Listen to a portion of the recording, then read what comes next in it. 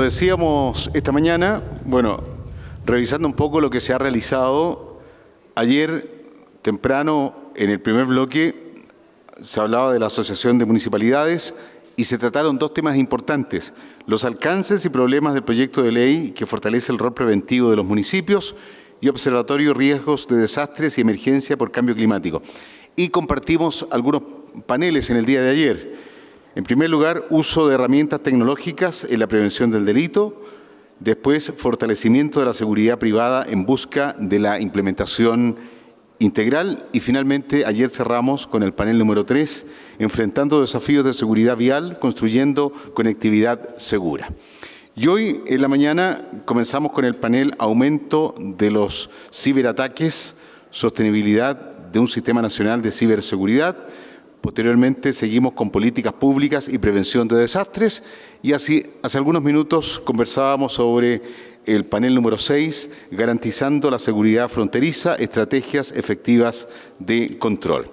Bueno, a continuación queremos una vez más darle la bienvenida, agradecer la presencia de cada uno de ustedes, y en nombre de FISA, parte del grupo GL Events, queremos dar a cada uno de ustedes nuevamente esta bienvenida y agradecer su presencia en este momento, para compartir este último bloque de este Congreso Internacional de Seguridad Integrada, titulado Seguridad Laboral e Industria Sustentable.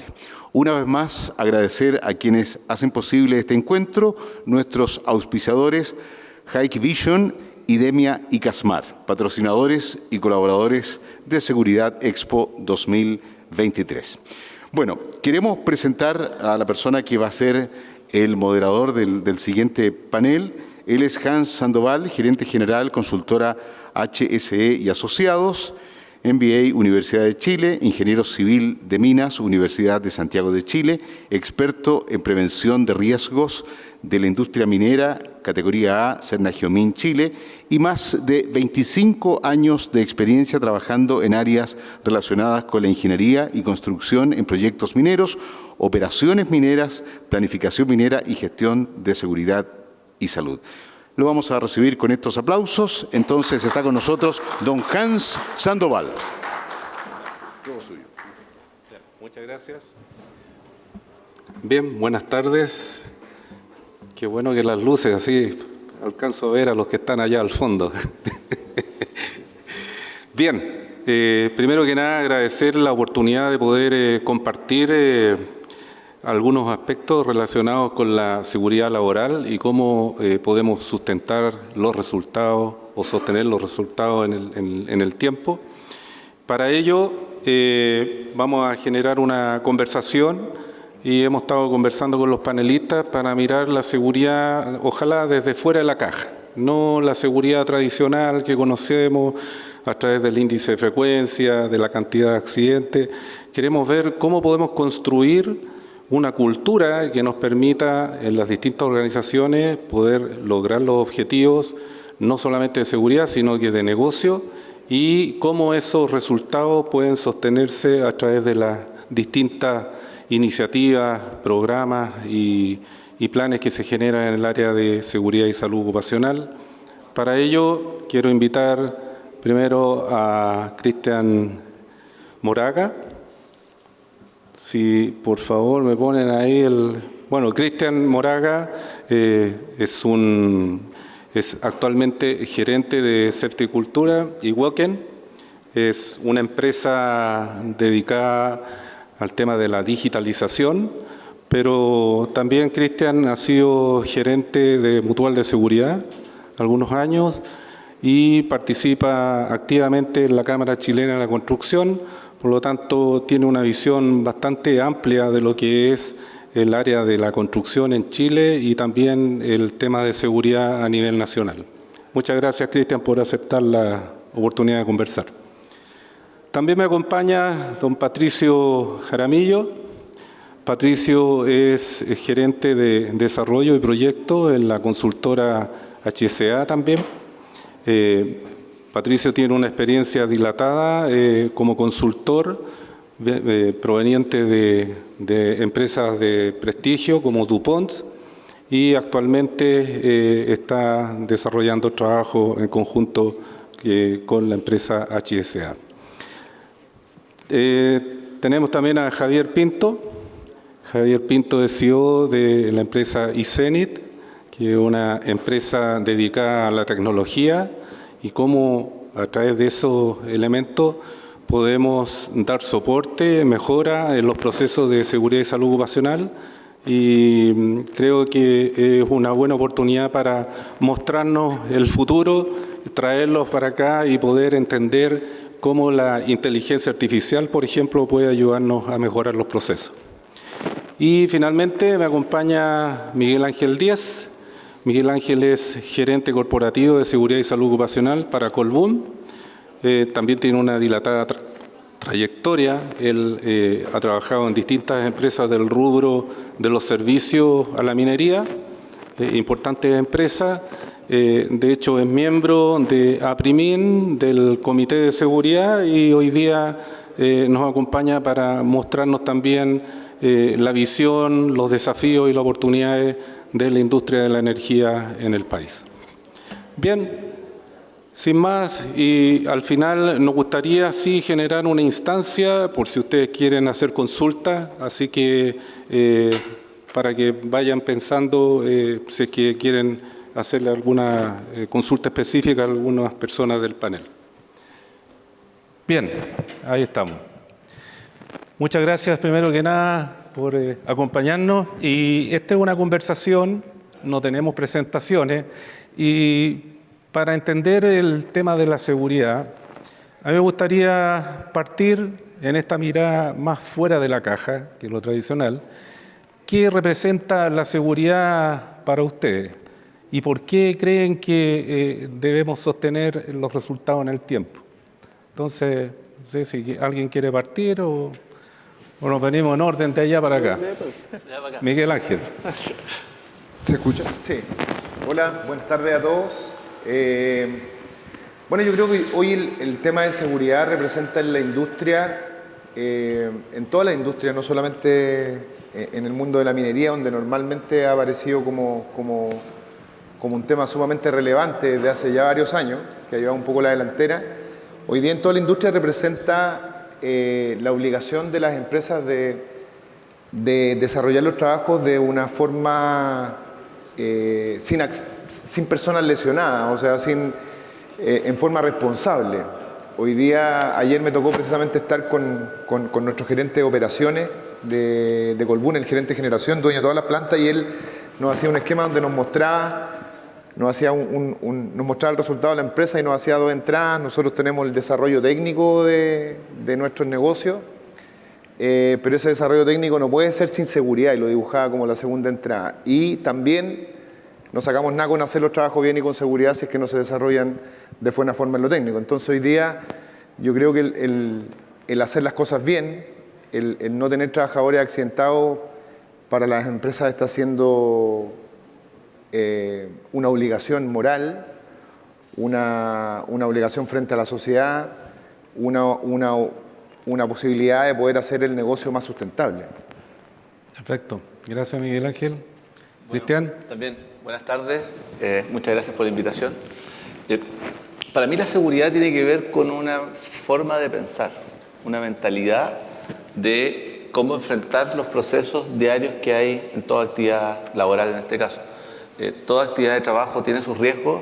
Desde mi perspectiva, trabajar con seguridad tiene que ver con cómo vamos a hacernos cargo, cómo vamos a gestionar los riesgos, buscando no tener accidentes o incidentes, pero también buscando no tener fallas que puedan afectar la productividad o la normal operación de cada uno de los procesos principales. Creo que la seguridad parte del convencimiento de que siempre podemos hacer las cosas mejor, que tenemos que estar monitoreando cómo lo hacemos y desde ahí encontrar las oportunidades de mejora para poder evitar todos esos eventos que no queremos que ocurran. Perfecto. Gracias, Cristian. Patricio. Bien, gracias. Yo, además de compartir lo que han dicho, me gustaría también pensar quizás de una forma distinta, ¿no? Quizás cambiar un poco el paradigma de que la seguridad impulsa o lleva a evitar algo, evitar que suceda algo, que claramente es algo importante, Sin embargo, me parece que la seguridad también tiene que ser vista desde el punto de vista de que impulsa al negocio mismo. Hacer las cosas con seguridad impulsa a tener un negocio y una producción de calidad, un negocio en donde se mejore la producción, la productividad, la competitividad del mismo negocio y hacer sustentable ese negocio. Es decir, mirar a la seguridad como un impulsor de la actividad que se está realizando. Perfecto, gracias Patricio. Javier. Muy buenas tardes también. Igual que Patricio, comparto el enfoque anterior y yo creo que seguridad es productividad. La seguridad es productividad y básicamente lo que hace es facilitar que los diseños que nosotros tenemos como proceso, lo que buscamos realmente como organización, poder lograrlo. Es muy complejo. La seguridad tiene una particularidad en estos momentos, que es la cantidad de información y de data que se está trabajando. Yo creo que ahí vamos a ir un poquito más adelante en la conversación, pero ese es uno de los principales desafíos que nos estamos encontrando con este concepto de seguridad 2.0 de alguna manera. Perfecto. Y a propósito de las definiciones que ustedes han hecho, de la seguridad como un impulsor, como hacer las cosas bien, como parte de la estrategia de negocio, ¿cómo evalúan la seguridad actualmente en lo que estamos haciendo en el país, en las distintas industrias? ¿Y cuáles son las cosas que ustedes creen que deberíamos de ya empezar a cambiar esos paradigmas? Sí, doy la palabra ahí. Vamos en sentido contrario. Quizás mi respuesta debe ser un poco disruptiva y voy a llegar a algunos enemigos quizás con lo que voy a decir, pero yo creo que una de las cosas que tenemos que cambiar es dejar de mirar por el espejo retrovisor. ¿Qué quiero decir con esto? Dejar de tomar decisiones en base a indicadores que son reactivos. Normalmente las administradoras de ley, ¿cierto? Mutual, ACH, IST, ISL, nos evalúan como organizaciones con ciertos indicadores que son de resultados. Un índice de frecuencia, un índice de gravedad. ¿Okay? Entonces lo que estamos pensando nosotros es que hay que empezar a tomar decisión mirándose al futuro. Y para eso, efectivamente, hay que conocer el pasado, hay que entender el pasado para poder identificar ciertos patrones que nos permitan ir mirando hacia adelante. Perfecto. Gracias, Javier. Sí, no, yo comparto totalmente. Creo que es súper importante hacer ese cambio de buscar formas de mirar, ¿no es cierto?, proactivamente. Los indicadores reactivos son necesarios, son útiles, todos los estamos mirando, pero son indicadores reactivos. Entonces hay que buscar formas de lograr entender cómo prevenir realmente, ¿no? Y no solamente en base a la intención o las ganas, sino que en base a indicadores duros, y tal cual como vemos los indicadores reactivos, que los graficamos, los conocemos, incluso nos aprendemos el número. También hay que lograr entender cuáles son esos indicadores preventivos, y también hay que mirarlos, graficarlos, aprenderse dónde está, digamos, la forma de prevenir potenciales accidentes. Sí, bueno, uno lo que ve normalmente es que la autoridad misma, suceso, las mutualidades y en general instituciones que premian a las organizaciones por su tasa de frecuencia o por su tasa de gravedad. Y como que muchas veces nos quedamos en eso, o sea, una empresa es una buena empresa desde el punto de vista de seguridad porque tiene una tasa de frecuencia baja. Sin embargo, cuando ocurre un accidente y nos sorprende a todos. Entonces ahí, tú que has estado ahí en Mutual y estás trabajando en la Cámara Chilena de Construcción. Sí, yo quisiera ver la mitad llena del vaso y también la mitad vacía del vaso. Cuando uno mira lo que ha pasado en la historia del país, desde que existe la actual normativa que regula lo que es seguridad y salud en el trabajo, creo que hay una realidad que no podemos desconocer, que es todo lo que el país ha avanzado. Cuando el sistema comienza, creo que a fines de los 60, comienzos de los 70, las tasas de accidentabilidad, que era lo que se podía medir en esa época porque no había otros mecanismos de medición, estaban en torno al 25-30%. Una locura con la mentalidad de hoy, pero sí partimos con tasas sobre el 20% de accidentabilidad, con muy bajos niveles de cobertura. Y en una ventana de 50, 60 años, el país bajó a 15, a 10, a 8, a 5, hoy día estamos en torno a 3. Entonces, creo que tenemos que reconocer lo que hemos avanzado, aprender y cuidar lo que hemos avanzado, porque los riesgos están siempre presentes. Si dejamos de gestionarlo, van a empezar a subir los accidentes, sí. Y eso pasa. Pero al mismo tiempo, sabemos que si seguimos haciendo lo mismo, vamos a obtener los mismos resultados. Y yo tengo la impresión de que estamos un poco pegados en ese paradigma. Tenemos un montón de recursos, tecnologías, conocimientos para agregar más cosas a las que se están haciendo. Seguro que tenemos que seguir midiendo con los indicadores reactivos y necesitamos incorporar indicadores proactivos. Tenemos tecnología para medir y agregar nuevos indicadores. Creo que tenemos que cambiar el foco también de lo que se mira. En general hemos estado mirando los accidentes de baja gravedad y alta frecuencia y se nos quedan pegados los accidentes graves y fatales. Entonces tenemos como desafío cambiar lo que hacemos, poner foco en los accidentes graves y fatales, que es lo que más duele en las familias, en las empresas y en la sociedad, y agregar otros riesgos que están presentes. Todo lo que es salud mental, riesgos de enfermedades ocupacionales. Creo que el país ha estado muy enfocado en la prevención de accidentes y se nos están quedando fuera la prevención de enfermedades, que en países más desarrollados es realmente el tema que hoy día lo ocupa. Bueno, tienes mucha razón en eso. De hecho, la información hasta el año 2022 indica que las enfermedades asociadas al tema mental se han incrementado, representan el 67% de todas las enfermedades profesionales. Eso post pandemia y a partir del año 20, que empezó a incrementarse significativamente, de un 50%, hoy día ya estamos casi en un 70%. Sí. Y algo que nos hemos preguntado mucho en las actividades que yo participo en la Cámara Chilena de la Construcción es de los accidentes que están calificados como accidentes. ¿En cuántos de esos casos realmente había una persona que tenía un problema de salud mental o tenía una situación psicosocial en casa que queda catalogado para fines estadísticos como un accidente, pero probablemente hay otras situaciones de fondo que no estamos atacando y que están generando la causa de esos accidentes que se nos están quedando todos los días presentes? Gracias, Cristian. Miguel Ángel, en el ámbito en el que te has desarrollado tú y que tiene que ver con las empresas de servicio y ahora en el sector energético, ¿cuáles tú piensas que son los desafíos o las cosas que debemos ir cambiando para poder mejorar los aspectos de seguridad? ¿Y por qué? O sea, ¿cuál sería el beneficio de tener una empresa que tiene buenos indicadores y más allá del deber ético y moral? ¿Qué representa eso para un negocio, para una empresa, para un ejecutivo que tiene que invertir en el tema de seguridad? Bueno, primero, yo creo que definitivamente lo que tenemos o el gran desafío que hay en el tema de seguridad hoy, más que un desafío técnico, un desafío de desarrollar más herramientas, es un desafío adaptativo. Es cómo lograr que la seguridad se transforme en parte del ADN de la organización y más que en parte del ADN de la organización, en parte del ADN de los trabajadores.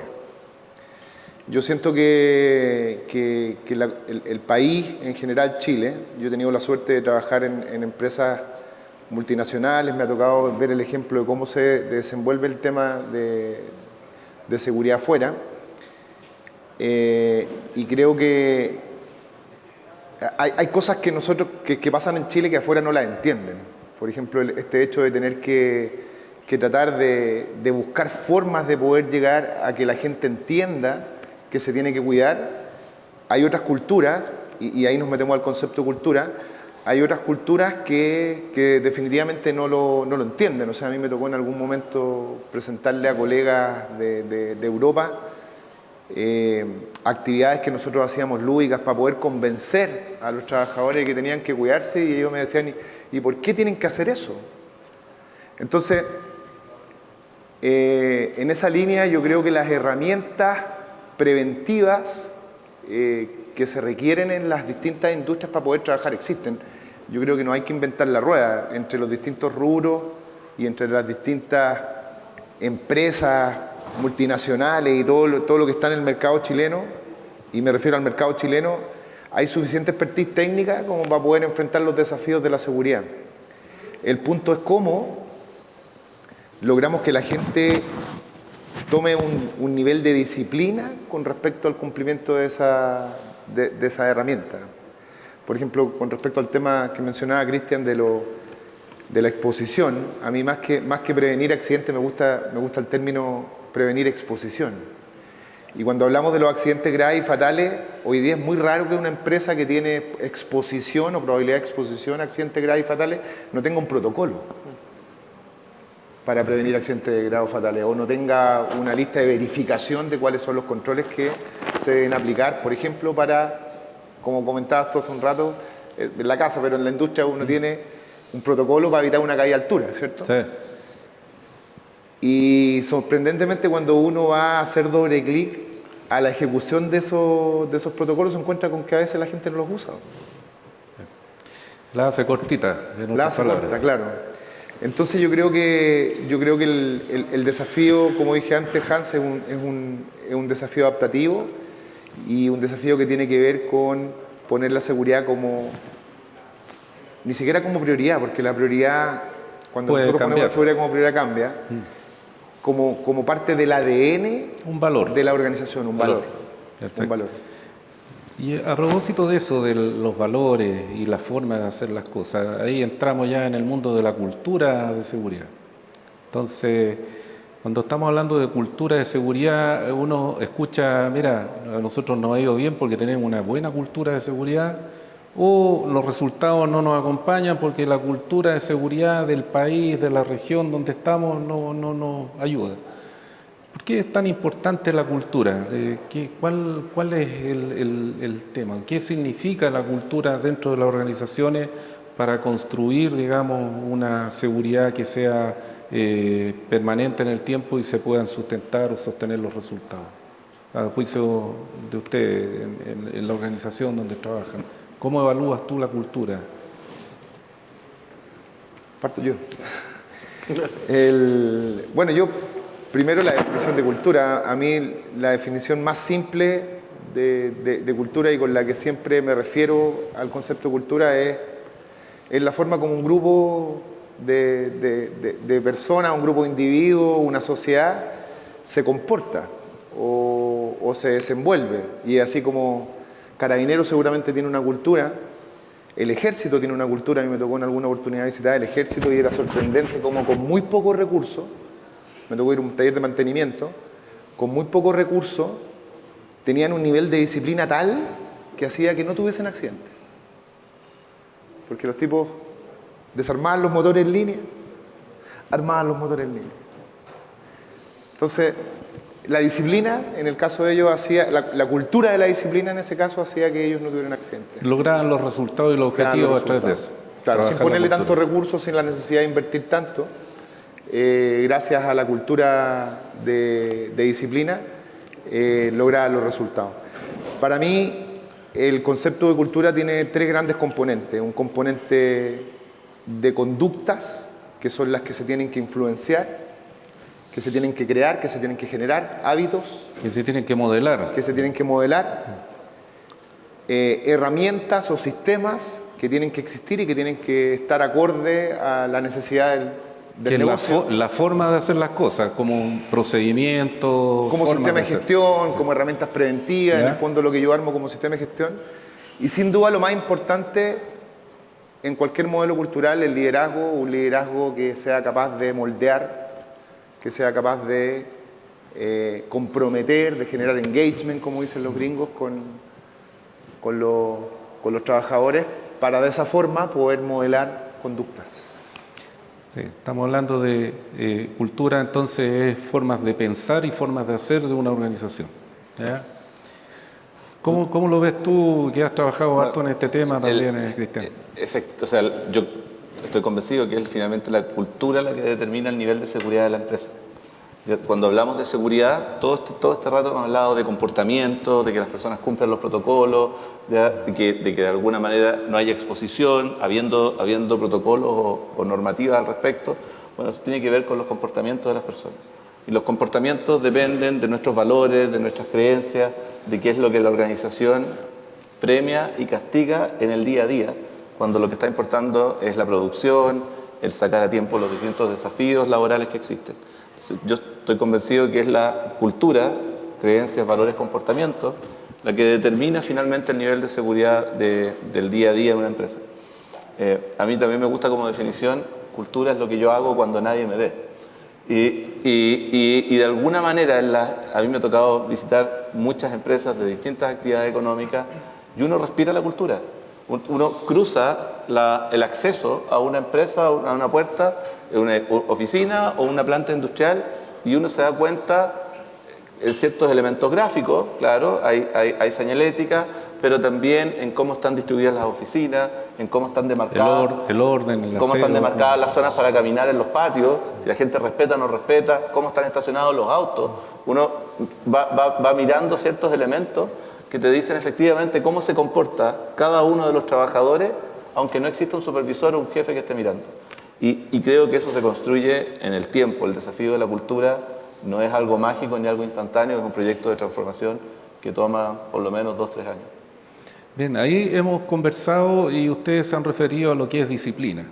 Y acá al Pato le quiero preguntar qué vamos a entender por el concepto de disciplina, porque no es disciplinar, no significa que los viejos se porten bien y castigo o premio. ¿Cómo se traduce la disciplina o lo que se denomina disciplina operacional en el hacer cultura? ¿Cómo lo ves tú? Sí, a mí me parece que es un punto bien esencial y tomando quizás, déjame tomar el hilo de lo que tú dejaste, yo también creo que las organizaciones se pueden separar, ¿no es cierto?, en 2 tipos de organizaciones. Una organización que tiene quizá una cultura más de cumplimiento, de cumplir lo que tengo que hacer porque tengo una supervisión, porque alguien me está mirando, porque hay un jefe, etcétera, etcétera. Entonces, lo que decimos, sigo las reglas porque tengo que hacerlo. Porque si no sigo las reglas, voy a tener probablemente una gestión por consecuencia, ¿no es cierto?, dependiendo de lo que pase. Y la otra forma, digamos, una organización que tiene una cultura un poco más desarrollada, le podemos llamar una cultura en base al compromiso, ¿no? Sigo las reglas o sigo lo que tengo que hacer o sigo el proceso, el procedimiento, porque realmente creo que siguiendo las reglas, siguiendo el proceso, siguiendo el procedimiento es la mejor forma que lo puedo hacer para mí como individuo, para mi equipo de trabajo, para mi grupo y para mi organización como tal. Entonces, traspasar una organización desde esa cultura del cumplimiento hacia la cultura del compromiso, creo que, ¿no es cierto?, es el gran desafío. Y eso comparto totalmente que tiene que ver mucho con el liderazgo, ¿no es cierto? Finalmente, si los líderes no logran entender el valor de la seguridad como algo intrínseco de la organización, va a ser muy difícil traspasar de un lado a otro. Ahora, desde el punto de vista de la disciplina operativa, el nombre quizás nos lleva a algo, de nuevo, que tenga que ver más con la gestión por consecuencia, pero en realidad la disciplina operativa es hacer lo que tengo que hacer todas las veces, ¿no? No se trata de hacerlo algunas veces y otras veces hacerlo con un atajo, digamos, o hacerla, como decimos en chileno, hacerla corta, sino que hacer lo que tengo que hacer todas las veces, ¿no? Independiente de si hay un supervisor, un jefe o alguien que me está mirando, hacer lo que tengo que hacer siempre. Pero eso de la disciplina no solamente tiene que caer como una intención o buena intención o como las ganas de, sino que creo que, y la verdad es que eso es lo que entiendo yo por disciplina operativa, tiene ciertas etapas, ¿no es cierto? Y muchas veces, como tú lo nombraste, muchas veces las organizaciones trabajan en estándares, ¿no? Trabajan en procedimientos y dicen claramente lo que hay que hacer en un determinado trabajo, etc. Pero cuando vamos a ver las áreas de trabajo, y quizás cada uno de nosotros tiene experiencia que compartir en ese sentido, cuando vamos a ver esas áreas de trabajo nos encontramos de que esos estándares no necesariamente están disponibles. O sea, Y a mí me ha tocado, digamos, preguntar, bueno, ¿dónde está el estándar? Y la persona empieza, no, parece que está aquí en esta carpeta, y la clave, y no sé qué. Y finalmente no está disponible. En algún lugar está, pero no está en el área de trabajo. Entonces ahí ya hay un obstáculo a la disciplina operativa. Y lo segundo, digamos, que si está disponible, tiene que ser un estándar, un procedimiento de cierta calidad, ¿no es cierto?, de que se entienda de alguna forma lo que estamos tratando de transmitir como organización. Es decir, si tengo un estándar de alguna actividad crítica, al mirarlo, al verlo, rápidamente tengo que entender de qué se trata. Hay veces, y también creo que todos tenemos experiencia en ese sentido, hay veces que uno va a ver estos estándares y hay uno que está escrito de una manera, otro está escrito de otra manera, de un formato, entonces eso confunde. En otro idioma. Es de otro idioma. Hay veces que están los estándares y está en inglés. Y dice, bueno, pero tú sabes inglés, mira, más o menos me defiendo. Pero entonces es súper complejo. Entonces, son obstáculos que vamos poniendo las organizaciones, quizás sin darnos cuenta, hacia lo que podemos llamar disciplina operativa. Hablo de la disponibilidad, de la calidad, de la comunicación, de realmente si comuniqué, si le di el espacio de generar esa capacitación. Y finalmente, después de todo ese ciclo, digamos, viene si existe realmente una actividad propia del liderazgo frente a verificar que se esté cumpliendo lo que nosotros mismos como organización dijimos, ¿no? Entonces, cuando el liderazgo, y hablo del liderazgo, de toda la suma de los liderazgos, digamos, cuando va a un terreno, ¿qué es lo que ve? ¿A qué va? ¿No es cierto? ¿A qué va a observar? Yo lo que siempre digo, digamos, lo más fácil, porque hay veces que nos preguntan, bueno, pero salgo y ¿a qué voy? Digamos, ¿qué es lo que miro? ¿Qué es lo que tengo que ver? Bueno, lo más fácil es ir a ver el estándar, digamos. Es que a ver si el estándar se está cumpliendo, si el estándar mismo de la organización se está cumpliendo. Entonces, creo que hay herramientas para fortalecer la disciplina operativa, si se entiende de esa manera, y creo que hay herramientas para hacer que esto fluya de mejor manera y se puede medir, ¿no es cierto? Y contribuir a aumentar la disciplina operativa, no solamente con la buena intención, que estoy seguro de que muchas organizaciones lo tienen, sino que también con cosas concretas. Perfecto. En resumen, disciplina operacional, disponibilidad, calidad, comunicar y control sobre lo que se está haciendo. Esos son los 4 conceptos. Javier, un aspecto re importante en el tema de la cultura es cómo la organización aprende, ¿ya? ¿Y de qué aprende? O sea, un niño chico se cayó y trata de no volver a cometer el mismo error. Pero las organizaciones se caen, se levantan, se vuelven a caer y tropezamos con la misma piedra muchas veces. Entonces, tú que has trabajado en el ámbito de la analítica y con todos los accidentes casi de la minería que has revisado, ¿cómo podemos asegurar un modelo de aprendizaje que sea efectivo para las organizaciones? ¿Cómo podemos contribuir desde esa mirada a generar esta cultura de seguridad? Sí, un tremendo desafío. Y quiero tomar un poco las palabras de los demás expositores, pero yo creo que tanto cultura como disciplina no lo podemos ver en forma desacoplada, porque muchas veces establecemos una forma de trabajo. Llamémosle disciplina, llamémosle un sistema de gestión, alguna forma. Y muchas veces esa forma está desalineada respecto a la cultura de seguridad predominante. Un ejemplo muy sencillo. A una persona que está recién aprendiendo a conducir, yo no le puedo pasar un auto Fórmula 1, porque no va a saber ni cómo subirse ni cómo prenderlo. Entonces, ¿qué nos pasa? Cuando nosotros normalmente tenemos incidentes, accidentes, el proceso de aprendizaje no necesariamente es circular y no necesariamente se involucran las cosas dentro del diseño del modelo operativo, porque no estamos considerando estos prerequisitos.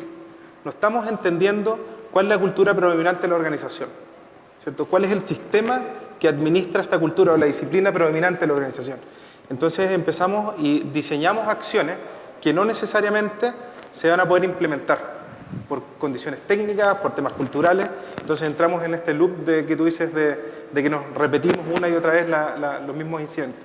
De hecho, el incidente de caída en altura Es un incidente que lo venimos teniendo hace ya casi... Es lo que más produce accidentes hoy día fatales Claro. en toda la industria. El 30% de los accidentes son por caída ya sea de altura, al mismo nivel, pero normalmente es de altura. Aquí, y imagínense, en temas de disciplina, hay procedimientos, hay protocolos, hay estándares, hay un tema cultural súper desarrollado, hay entrenamientos para la gente, pero ¿qué nos está pasando? ¿Por qué nos volvemos a caer? ¿Por qué vemos un vano que está abierto y caemos en el vano? ¿O por qué nos subimos a una estructura sin el arnés de seguridad o sin las dos colas de vida? Entonces, efectivamente, se investiga, se utiliza la metodología y al menos desde la perspectiva de los datos, lo que nosotros podemos ver es que todos estos aprendizajes terminan como datos, anécdotas. Después de una investigación voy a compartir un aprendizaje, pero en realidad lo que estoy compartiendo es el resultado de lo que analicé. El aprendizaje aún no se produce.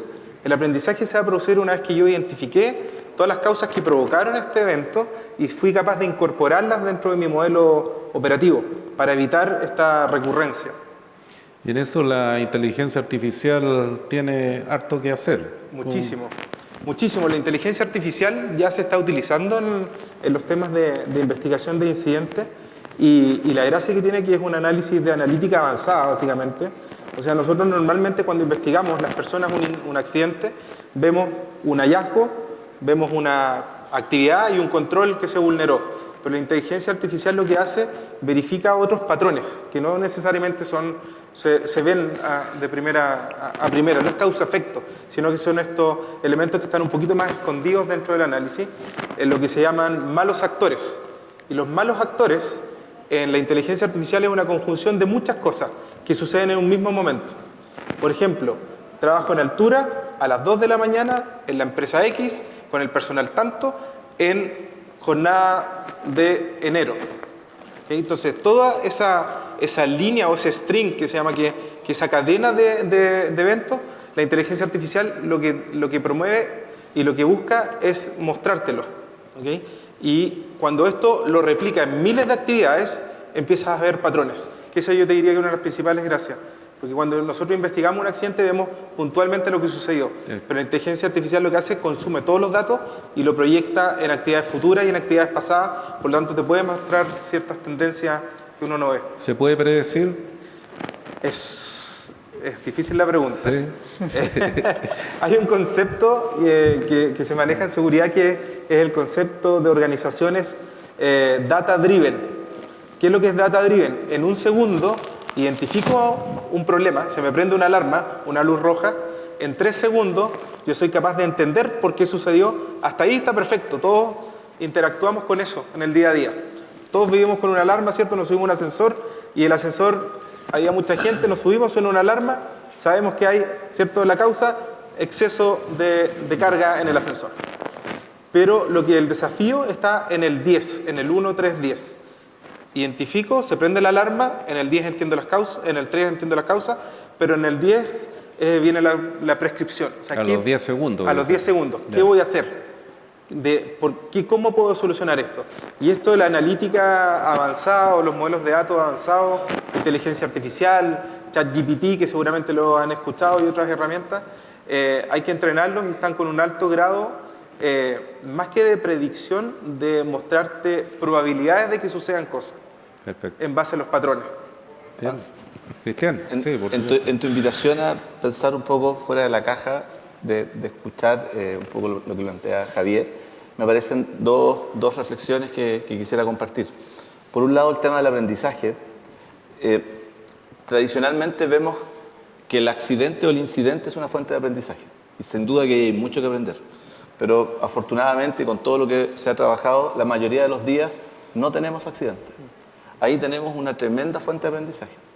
Aprovechar esos días en que no pasa nada, pero sí ocurren muchos procesos, sí ocurren acciones de alto riesgo, existen muchas situaciones del casi, para que generemos una conversación, una reflexión en torno a por qué no fue bien y qué cosas ocurrieron en la dinámica de trabajo del equipo que ayudaron a evitar a que no ocurriera el accidente. Entonces, yo no dejaría solo como oportunidad de aprendizaje el esperar que ocurra un accidente para aprender, que hay que hacerlo cuando ocurre, sino qué oportunidades de aprendizaje tenemos todos los días para también poder capturarlas e incorporarlas en nuestro proceso de mejora continua y de desarrollo de cultura. Y el tema de que tú estabas planteando ahora, si se pueden predecir los accidentes o no, yo no tengo la respuesta. Yo estaba viendo el informe del tiempo y mañana hay alguien que predice que la temperatura máxima va a bajar y creo que hay probabilidades de lluvia en la noche. Va a haber tormenta y truenos hoy día. Yo puedo predecir el clima hasta cierto punto y nosotros ¿qué podemos hacer? Tomar medidas para prepararnos para esta predicción de clima. Sin embargo, creo que en seguridad, si llegáramos a tener la capacidad para predecir que va a haber un accidente, no nos vamos a quedar esperando que ocurra el accidente. Vamos a tomar medidas para evitar que ocurra el accidente. Por lo tanto, nunca vamos a saber si realmente el accidente iba a ocurrir o no, porque tenemos la capacidad y la obligación de tomar medidas para evitar que ocurra ese accidente. A mí me gusta más que la predicción del accidente, el anticiparnos a estas situaciones de riesgo que encuentro para justamente evitar el accidente. Perfecto. Hans, una acotación, porque me parece súper bueno lo que estamos hablando, pero también creo de que hay que hacer una distinción entre lo que llamamos accidentes leves y menores y accidentes graves y fatales, ¿no es cierto? Porque también, tomando los datos, y esto es un estudio que salió hace un tiempo atrás, que probablemente alguno lo haya leído, empresas como BHP, Exxon, Shell, Cargill sumaron todos sus datos de los últimos 5 o 7 años y llegaron a que menos del 20% de todos los accidentes registrados, incidentes registrados, pueden transformarse o tenían el potencial realmente de transformarse en accidentes graves o fatales. Entonces, claramente hay que buscar la forma de encontrar esos precursores, ¿no? Esos precursores del accidente grave o fatal y abordar de una manera distinta. No es que uno tenga más prioridad que el otro, porque obviamente que hay que buscar, ¿no es cierto?, evitar todos los accidentes. Pero sí probablemente tienen causas distintas, ¿no es cierto? Y hay que abordarlos de una manera distinta. Hay que abordar de una manera distinta el accidente con potencial grave y fatal versus el accidente que puede ser leve o menor. Entonces, en ese sentido también hay que buscar que las herramientas nos permitan entender esa diferencia y nos permitan llevarnos a trabajar esas causas o esos precursores de cada uno de esos potenciales accidentes. Bien, ya vamos avanzando en el tiempo y la verdad es que la conversa cada vez se pone más interesante para ir preguntando. Pero para ir cerrando, a mí me gustaría que pudieran abordar el tema del liderazgo. ¿Por qué es importante?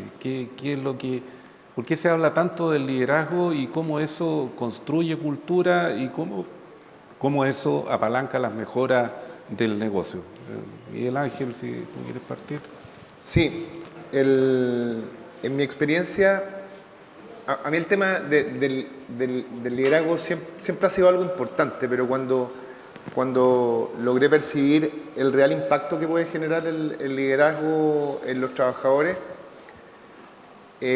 ha sido cuando ese ejercicio del liderazgo logra transmitir al trabajador o generar en el trabajador sentido de pertenencia con la organización. Y me explico, en una oportunidad me tocó, en este típico ejercicio de empujar los planes de liderazgo y empujar que los ejecutivos vayan a terreno, me tocó llevar a un CFO a una faena de Codelco, andina. Un vicepresidente de finanzas. Un vicepresidente de finanzas, gringo.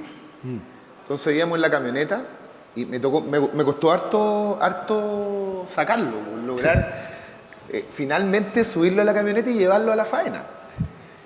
Y cuando íbamos en la camioneta él me dice, Miguel Ángel, oye, pero ¿qué hago en faena? ¿Qué vamos a hacer en la faena? ¿Cómo puedo enfrentar esto del liderazgo?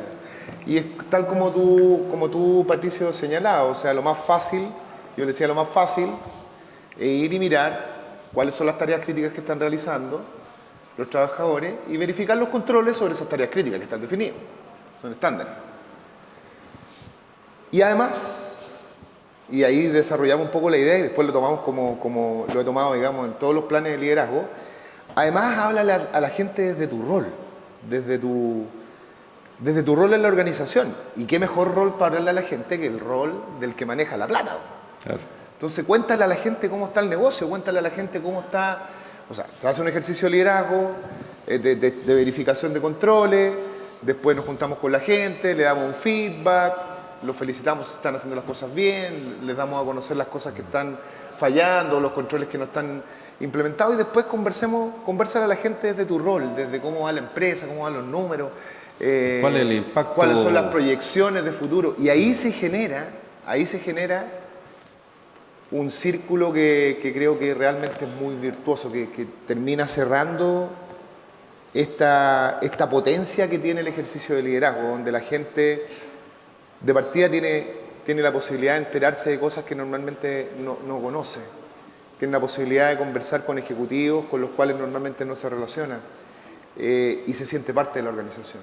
Y cuando uno se siente parte de la organización, yo creo que a todos nos pasa, si yo me siento parte de una causa, si me siento parte, si me genero una accountability con algo, ¿cierto? Me hago responsable, me hago parte de eso, la probabilidad de que esa persona se cuide, la probabilidad de que esa persona no se exponga o que respete o que se discipline, ¿cierto?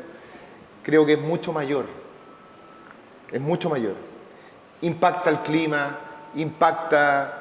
Yo siempre, cuando hablo de cultura en las organizaciones, digo, la cultura... Una buena forma de abordar la cultura es con el tema de la seguridad, pero al final la cultura no es de seguridad. La cultura es de la empresa. Y cuando uno trabaja cultura, uno impacta el clima, impacta las relaciones, impacta todo lo que tiene que ver con las personas. Sí, tú mencionaste al último lo que es clima y lo que es cultura. Cuando estamos hablando de clima, estamos hablando de las percepciones que yo tengo de lo que está pasando, cómo yo percibo lo que el mundo... Cuando estamos hablando de cultura es cómo se hacen las cosas. Entonces, por eso muchas veces uno hace una encuesta de clima y a veces se confunde eso, vamos a evaluar la cultura, y a algunos no les gusta eso, pero el clima te ayuda a entender cuáles son las percepciones, cómo la gente está capturando eso y lo está transmitiendo en su área de negocio. O sea, si la encuesta de clima te dice que la gente está descontenta, que no cree en los líderes, claro, digamos, el clima no es el mejor, lo más probable es que la cultura tampoco sea la mejor. Así es. Bien, gracias Miguel Ángel. Cristian.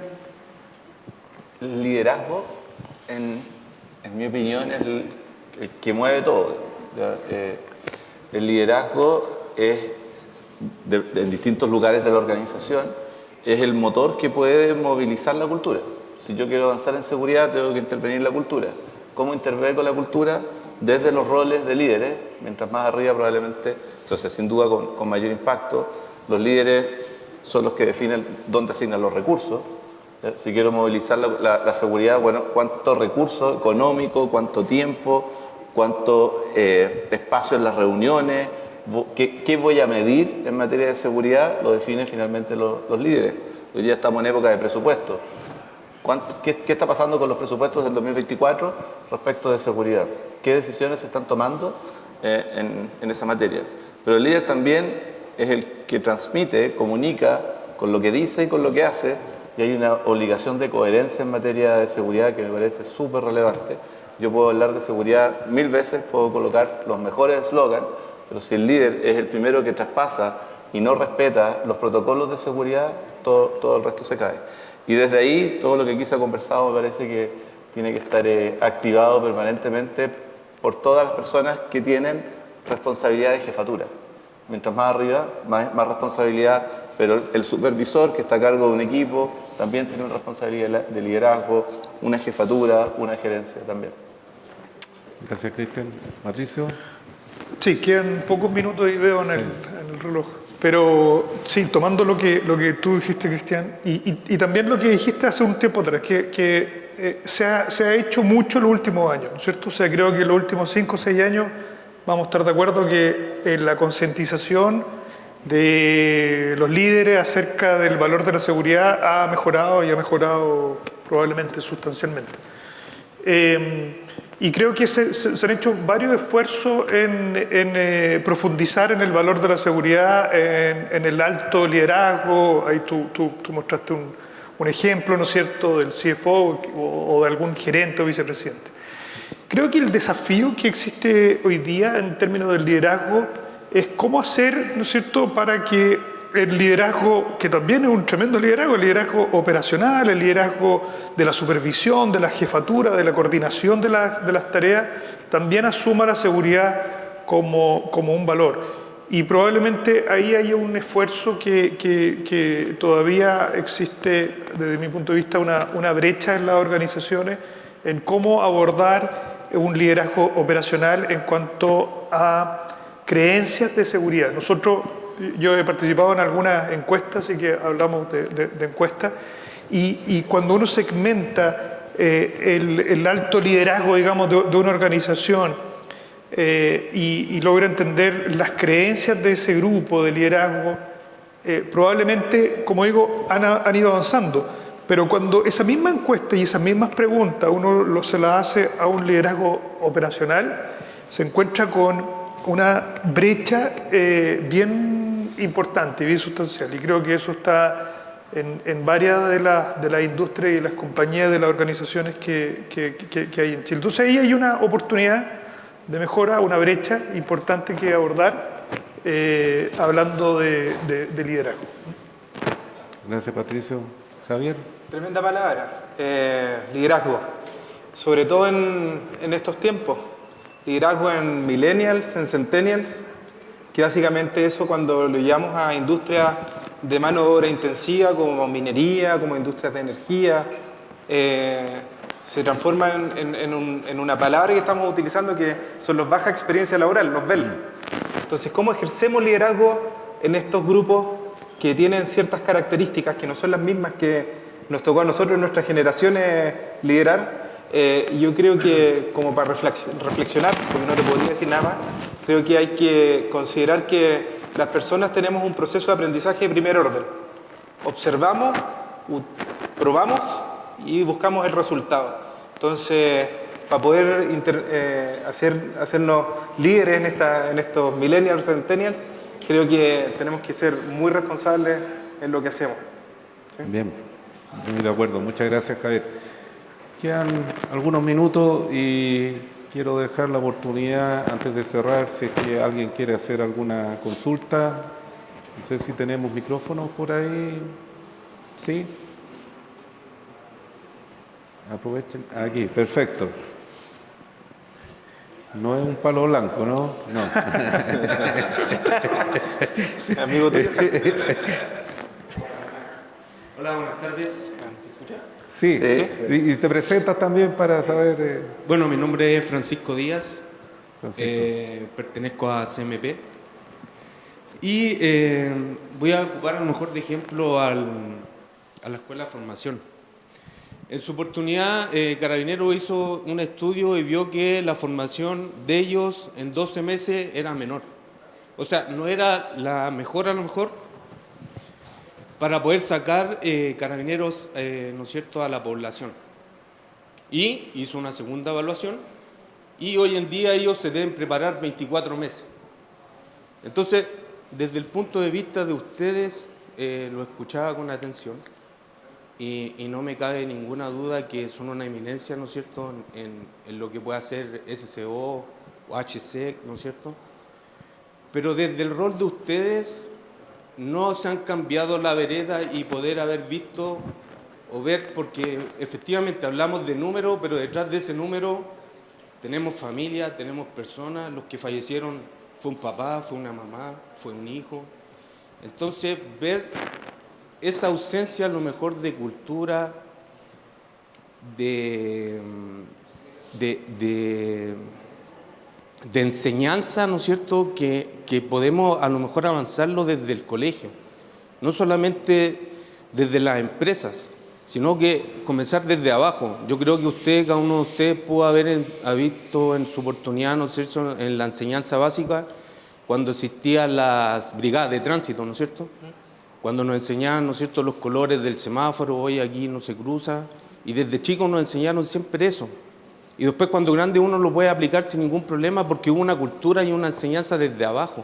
Entonces, después los trabajadores ingresan a las distintas mineras o faenas o empresas y les pedimos que aprendan de una cultura de donde ellos no conocen, y tal como lo mencionaba Patricio, donde hay un estándar que de repente está en inglés, o de repente toca conocer que estándares están copy-paste de otros estándares de otras faenas, que al final el viejo lo terminamos enredando. Entonces, como les digo, deberíamos a lo mejor como país, y ejemplo lo daba Miguel, ¿por qué no imitar a Europa si Europa ya tiene en ese sentido el ejemplo claro? O sea, ellos lo viven desde pequeños. Entonces, como les digo, desde la otra vereda y aportar ustedes a que desde el colegio podamos seguir aprendiendo y generar esa cultura. Porque ya es más difícil poder generar una cultura con una persona, ¿no es cierto?, adulta, que ya tiene sus mañas, que ya tiene sus conocimientos, pero como les digo, profundizar un poquito más adentro. Y ustedes yo creo que son ahí, en ese sentido, los llamados a que pueden hacer un cambio. Y como decían, ¿cuál es el liderazgo? Yo creo que lo voy a resumir en algo muy breve. Hay liderazgos, ¿no es cierto?, que pueden influir bien en una persona, pero también hay liderazgos que también pueden influir en mal. Entonces, como les digo, en ese sentido creo que ustedes tienen una gran responsabilidad de poder hacer un cambio definitivamente en lo que es la cultura de seguridad. Yo creo que ahí deberíamos hacernos un mea culpa o cruzar, como les digo, el otro lado de la vereda para ver qué aportes podemos hacer, porque como les digo, no me cabe ninguna duda que ustedes tienen una vasta experiencia y han podido ver que se puede generar un cambio, sí, pero como les digo, un cambio de cultura en una faena, en una empresa, dura años, y ese viejo después se fue para otro lado y te tocó otro proyecto. Entonces es costoso y es una inversión sumamente grande para cada uno de ustedes, sobre todo cuando tratan de influir positivamente, sobre todo con los trabajadores. Eso. Gracias. Bien. ¿Hans? Muy de acuerdo. Sí. Sí, Cristian. mira, estoy totalmente de acuerdo con lo que se plantea. A mí, hace varios años atrás, tuve la oportunidad de presentar propuestas de incorporar en los colegios elementos de cultura de seguridad. Y es súper difícil. Yo se lo planteé por escrito y en reuniones a autoridades. Y mover los currículum de educación, la verdad es que me dijeron, olvida eso, ya no, porque además son muchas temáticas las que están tratando de entrar en los currículum de educación. Ojalá pudiésemos avanzar en eso, no es fácil. Y también lo que me pasó después de que escuché un no, digamos, es que, bueno, lo que pase en el colegio va a impactar en la seguridad en 15 años más. ¿Ya? ¿Y qué hacemos mientras tanto? ¿Qué hacemos ahora? ¿Qué hacemos el próximo año? Así tuviésemos la oportunidad de impactar en los currículum escolares, que hasta ahora no ha ocurrido lamentablemente. Por eso que creo que en las empresas existe una tremenda obligación, y quienes ocupamos cargos de liderazgo en las empresas tenemos la obligación de instalar el tema de la seguridad, aunque no venga trabajado desde la educación, al menos en las empresas, sí poder inyectar elementos de cultura de seguridad. Y uno se da cuenta que es posible porque los mismos trabajadores, las mismas personas que han estudiado en los mismos colegios, en una empresa se comportan de una manera, en otra empresa se comportan de otra manera. Podemos desde las empresas construir cultura de seguridad absolutamente. Bien, también un desafío en esa línea creo que tiene que ver con la formación de los profesionales, con los futuros profesionales, ¿ya?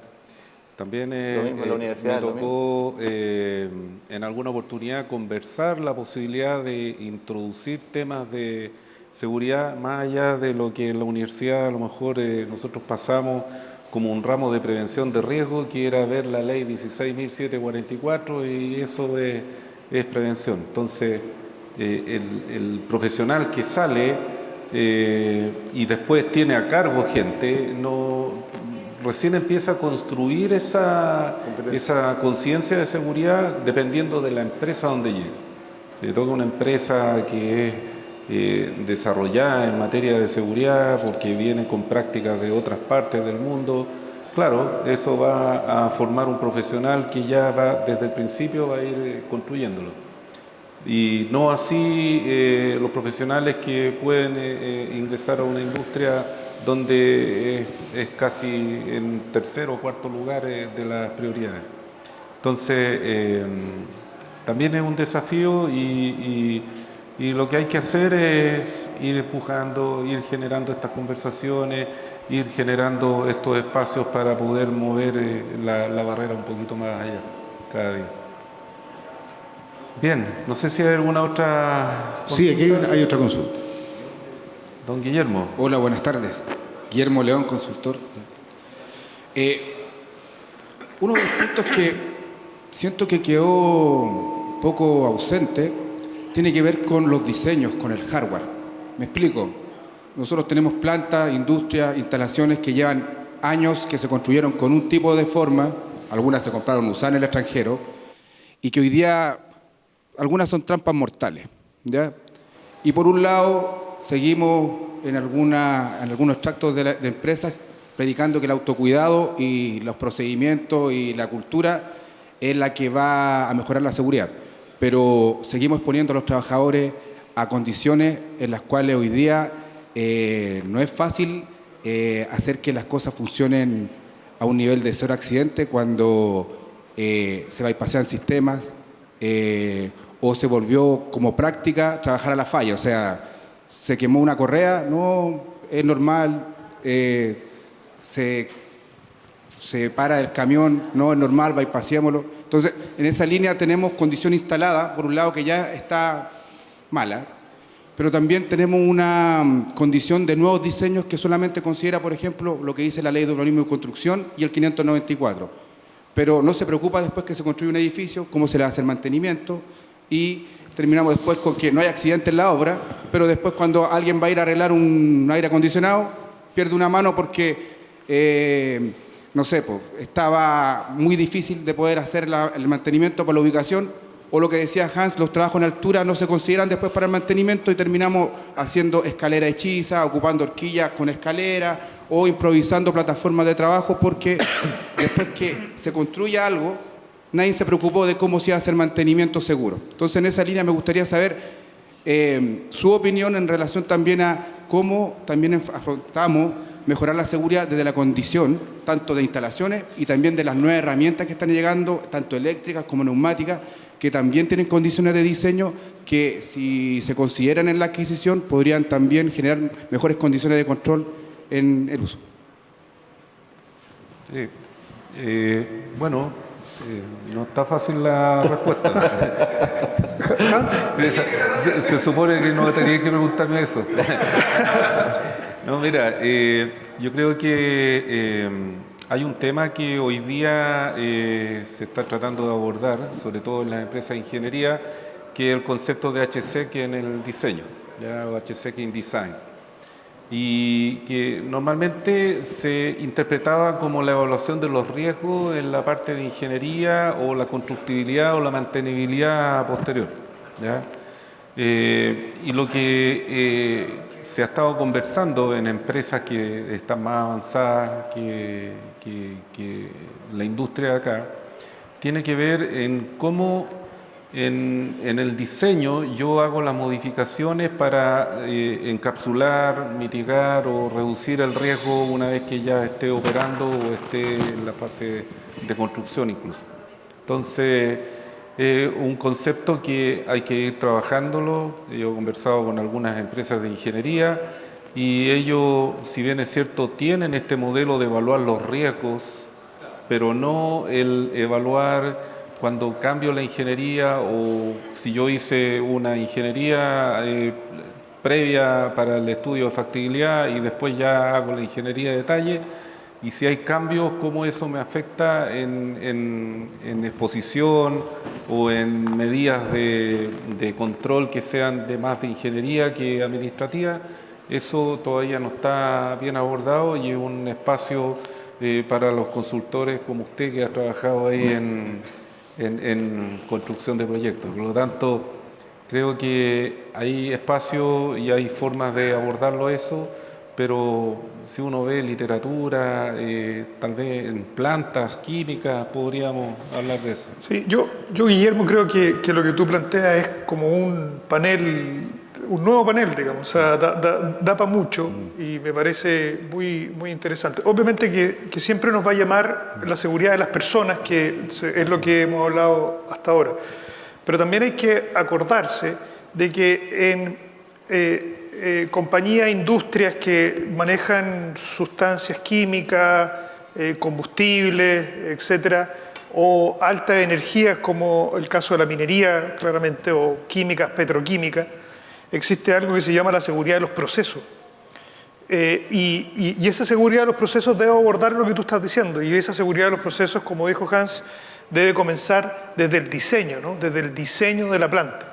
Ahora, cuando tenemos plantas antiguas o híbridas, hay muchas veces que conviven plantas antiguas de 20, 30, 40 años atrás con una planta nueva. Eso también hay que trabajarlo a través de la seguridad o la administración de la seguridad de los procesos. Y eso tiene toda una metodología, un método, tiene elementos en donde creo que hay mucha literatura al respecto. Hay empresas aquí en Chile, yo personalmente me ha tocado verificar, digamos, que están avanzando en la administración de seguridad de los procesos como algo relevante dentro de la organización, siendo que son empresas, ¿no es cierto?, que tienen procesos críticos y que involucran sustancias, como digo, peligrosas, que involucran combustibles muchas veces, que pueden tener consecuencias no solamente a las personas, sino que también consecuencias a los activos, a la instalación, a la comunidad, al entorno, al medio ambiente. O sea, es decir, eso se genera una ampliación muy importante acerca de las potenciales consecuencias. Pero eso creo yo que da para conversarlo mucho y ojalá que haya en algún minuto un panel sobre la administración de seguridad de los procesos en alguna feria o en alguna instancia. Dejamos el panel para la próxima oportunidad entonces. Ahí lo invitamos a usted, a don Guillermo. Bien, bueno, lo que queremos presentar, agradecerles nuevamente, Miguel, Cristian, Patricio, Javier, por la oportunidad de conversar. Espero que hayamos podido poner algunos puntos que son como los focos sobre los cuales uno puede construir cultura, cómo la cultura logra resultados a través también de un liderazgo efectivo y cómo todas estas herramientas que están a disposición de nosotros en lo tecnológico, en lo de datos, puede ayudarnos a mejorar nuestra gestión. Así que muchas gracias por mi parte y gracias por su atención. Agradecemos al moderador, a Juan Sandoval y por supuesto a cada uno de los participantes, Patricio Jaramillo, Javier Pinto, Cristian Moraga, Miguel Ángel Díez, en torno a este panel que hablaba de la seguridad laboral e industria sustentable. Los invitamos a ponerse de pie para una fotografía, para, por supuesto, recordar siempre este momento. Ahí, muy bien. Junto una vez más a los aplausos de todos los asistentes, agradeciendo su presencia. Bueno, de esta manera estamos finalizando este Congreso Internacional de Seguridad Integrada en Seguridad Expo 2023. En el marco de la Seguridad Expo 2023, la feria comercial líder integral de seguridad convergente en Chile para Latinoamérica.